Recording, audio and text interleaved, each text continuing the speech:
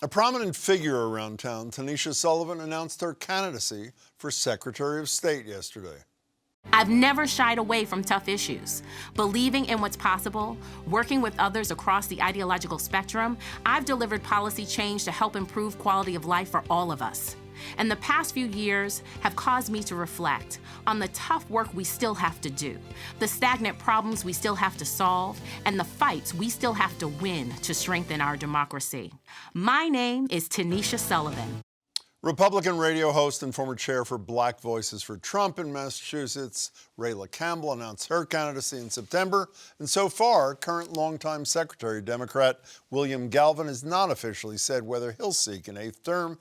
Tanisha Sullivan, who I should note is also a member of the Board of Advisors here at GBH, joins me now. Tanisha, congratulations. Good to see you. Thank you so much, Jim. It's great to be here. Why are you running?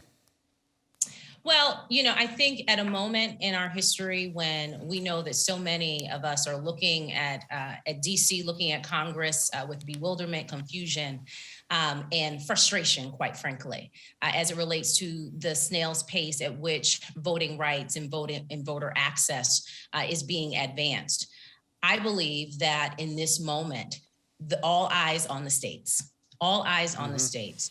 And here in Massachusetts, as it is in across the country, the Secretary of State's office, one of the chief responsibilities is to help secure and protect our voting rights, and also to advance voting rights. And so in this urgent moment, I do believe it calls for us to usher in some new and fresh perspective on how we might be able to better protect and expand our democracy. Can you tell me specifically, what would you do that hasn't been done legislatively in terms of voting rights in Massachusetts? Yeah, this is something that I actually enjoy talking about, because I think in some respects, we have an idea that here in Massachusetts, everything is okay. Yeah.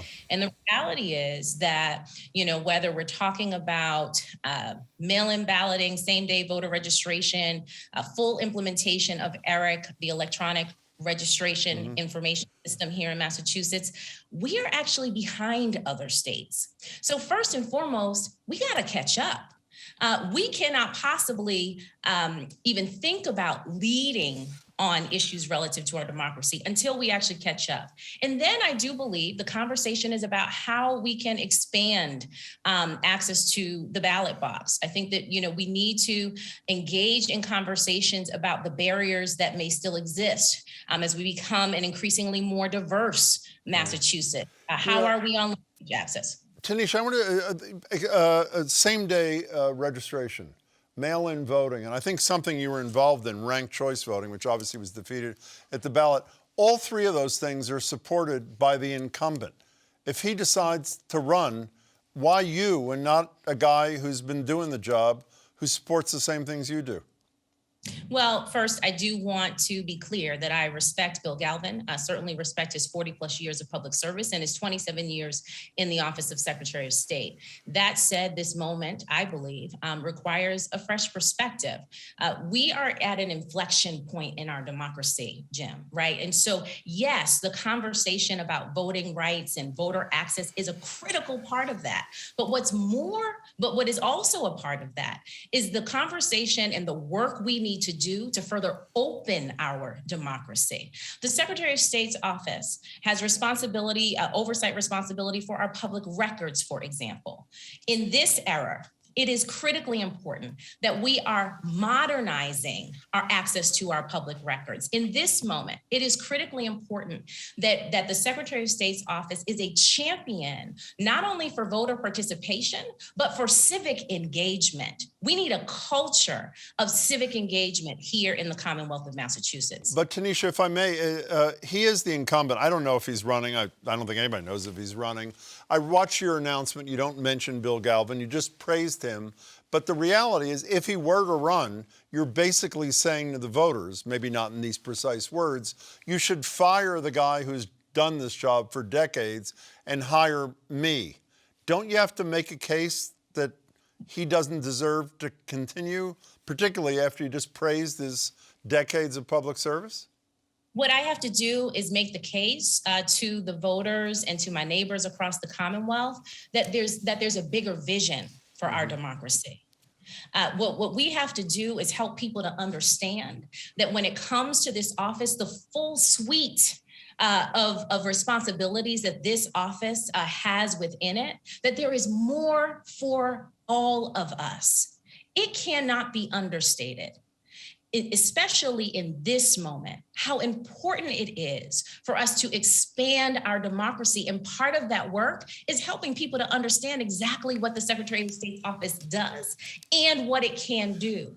Because from that point, Jim, what we then have is an opportunity for all of us to fully engage with our government and to fully participate in our government. And that's what democracy is about.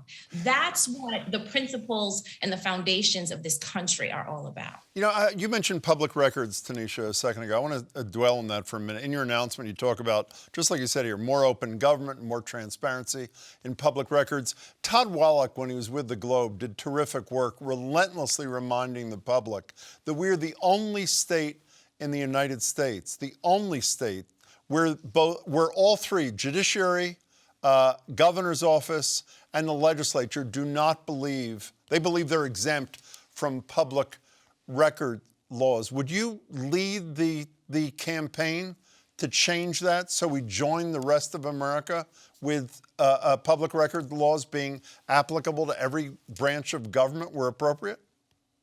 We absolutely need to do all we can to ensure that we have an open, transparent, and accessible government. Again, this is about a full democracy.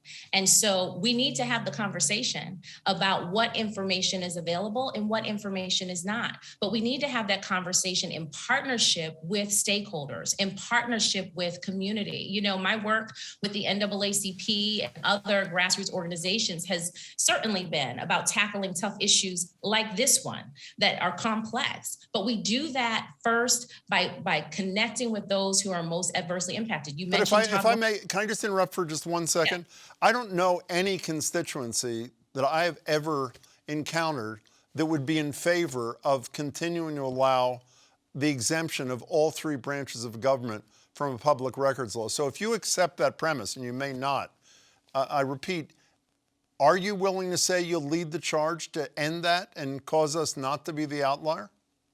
What I'm willing to say at this moment is that I will lead the charge in helping to ensure that we're having the conversation. Okay. It is right. And the reason I say that is because, yes, there is, I draw a very clear line on this point.